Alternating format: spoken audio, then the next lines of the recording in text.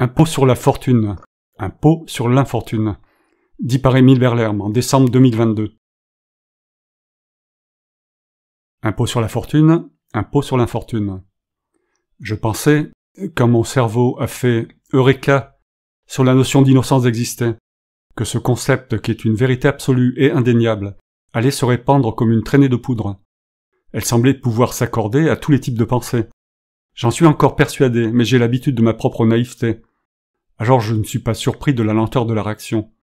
Peut-être que des plus pédagogues que moi parviendront à la transmettre.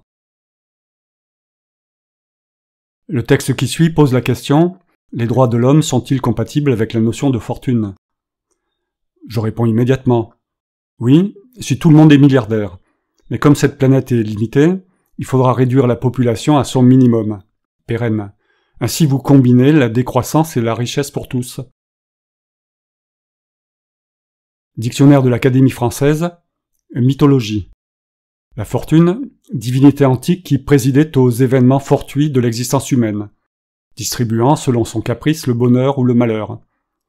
Un temple, une statue de la fortune. On représentait la fortune sous les traits d'une femme tenant une corne d'abondance, les yeux bandés, assise sur une roue.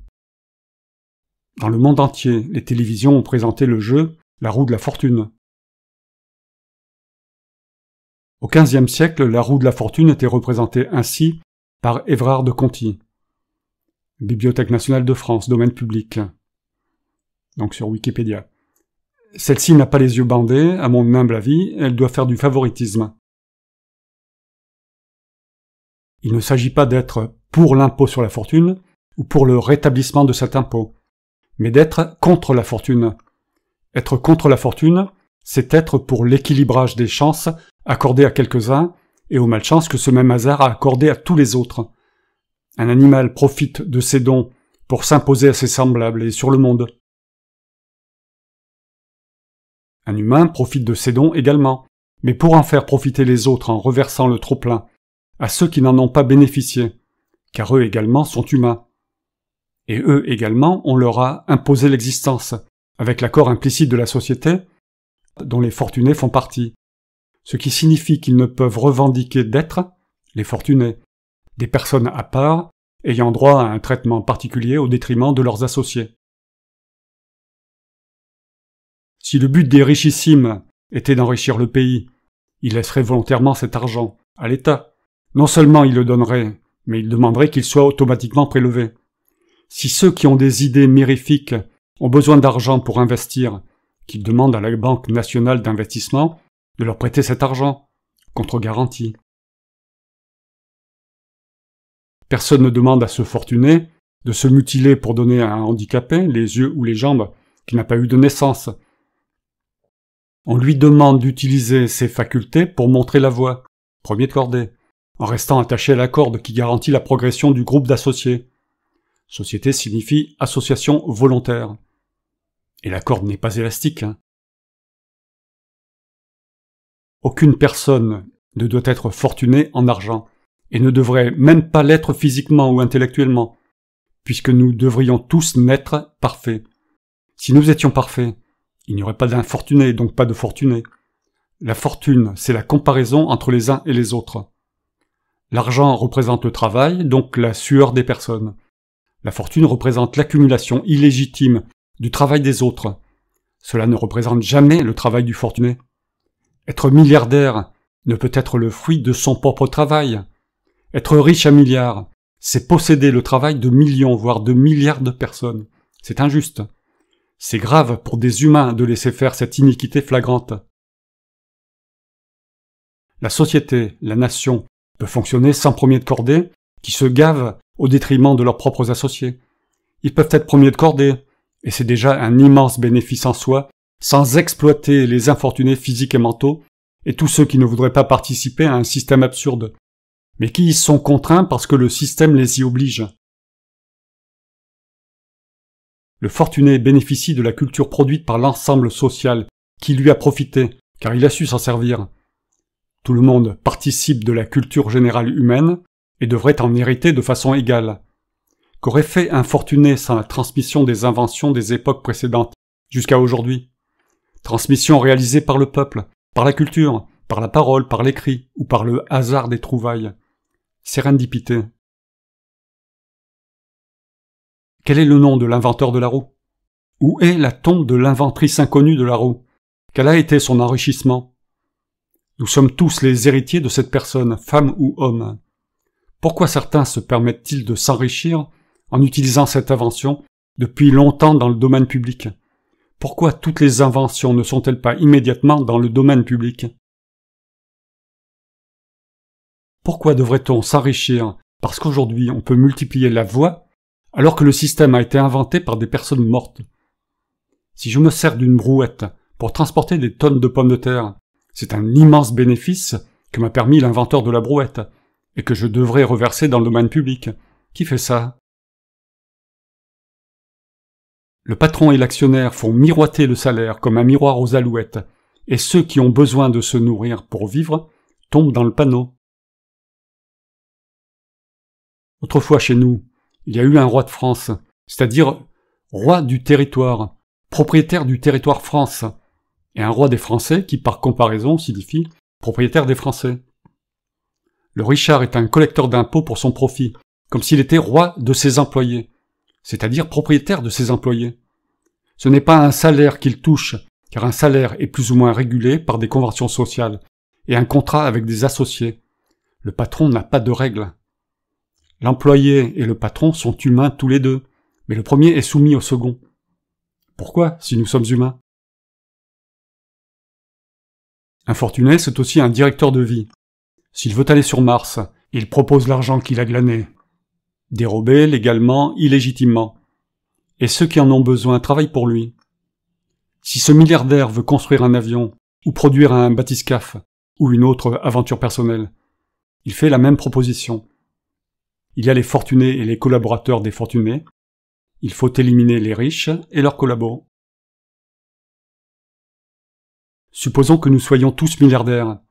Est-ce que nous suivrions les ordres d'un patron ou de la société? Ou bien est-ce que nous conduirions nos vies à notre guise, dans la direction qui nous plaît? L'entreprise n'est pas une nation. Elle fait partie de notre démocratie. Elle devrait être gérée démocratiquement. Le patron n'a pas été élu par le peuple. Ce n'est pas un collecteur d'impôts. Ce n'est pas à lui de distribuer les gains de l'entreprise selon son bon vouloir, et encore moins de prélever lui-même son salaire sur le travail réalisé par l'ensemble des employés, lui y compris. Il ne produit pas plus de travail qu'un employé. Souvent, il en produit beaucoup moins. Et ceux qui en produisent plus, employés donc patrons y compris, doivent être rétribués selon le rapport de temps, et non selon une évaluation réalisée par le patron, ou ses sbires, ou les actionnaires, qui sont de mèche avec lui. Un patron, c'est une sorte d'employé de Pôle emploi. Accueil Pôle emploi égale APE, égale ape, égale singe, entrée du zoo, et rien de plus. Pourquoi devrait-il être mieux payé qu'un répartiteur de personnel? En fonction des compétences des employés que son DRH a sélectionnés, il donne les ordres à un cadre distributeur de boulot de gérer la distribution, et selon la taille de l'entreprise ou des entreprises qu'il gère, il délègue. Mais ça ne dépasse pas les compétences de chacun, même de celles du patron. Si 10 employés ont besoin d'un cadre et un patron, 100 employés en nécessitent 10 et un patron, 1000 réclament 100 sous-cadres, plus 10 cadres et un patron. Que fait le patron dans ces 3 cas? La même chose, il gère au plus 10 personnes.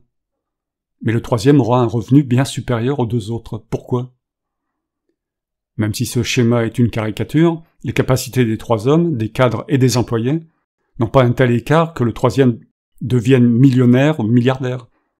Quel mérite a-t-il de faire un truc qu'il sait faire? Si la nation est une véritable démocratie, alors cette démocratie doit être partout, dans la maison, dans la rue, dans l'entreprise, comme dans la gestion de la nation. Et pas seulement de façon fictive dans les textes. Un bulletin de vote ne fait pas une démocratie. Une nation n'est pas une entreprise gérée par un patron. C'est un territoire qui appartient aux citoyens assemblés en société, donc associés à parts égales. Si un type, non élu par le peuple, se permet de vous donner un ordre, n'hésitez pas à le remettre à sa place d'humain égal aux autres, et rabaisser son ego. Quand on donne un pouvoir à quelqu'un, cela doit être fait démocratiquement par élection. C'est le groupe qui choisit directement celui qui peut, dans certaines conditions, leur donner des ordres. J'accepte de recevoir tes ordres parce que nous en avons décidé ainsi entre nous. C'est ainsi que devrait être une démocratie. Mais malgré cela, la démocratie ne sera jamais un bon mode de gestion des personnes, puisque c'est une donneuse d'ordre à des gens qui n'ont pas demandé à en recevoir avant de participer à la société. Les personnes correctement éduquées doivent pouvoir se gérer elles-mêmes, en coordination avec les autres, quand elles jugent de cette nécessité. Quand les parts ne sont pas réparties équitablement à la naissance, alors les mieux lotis doivent s'efforcer de redistribuer ce qu'ils ont acquis par chance, par fortune. Sinon il est inutile et hypocrite d'appeler société démocratique, ce qui n'en est pas une. Sommes-nous humains ou animaux? Si vous êtes opposé aux droits de l'homme, alors vous êtes contre moi, et vous menacez ma vie. Je dois absolument vous éliminer avant que vous ne fassiez le pire contre des innocents. Qu'en pensez-vous? Liberté de choix. Je vous place en A. Je trace 2 chemins devant vous.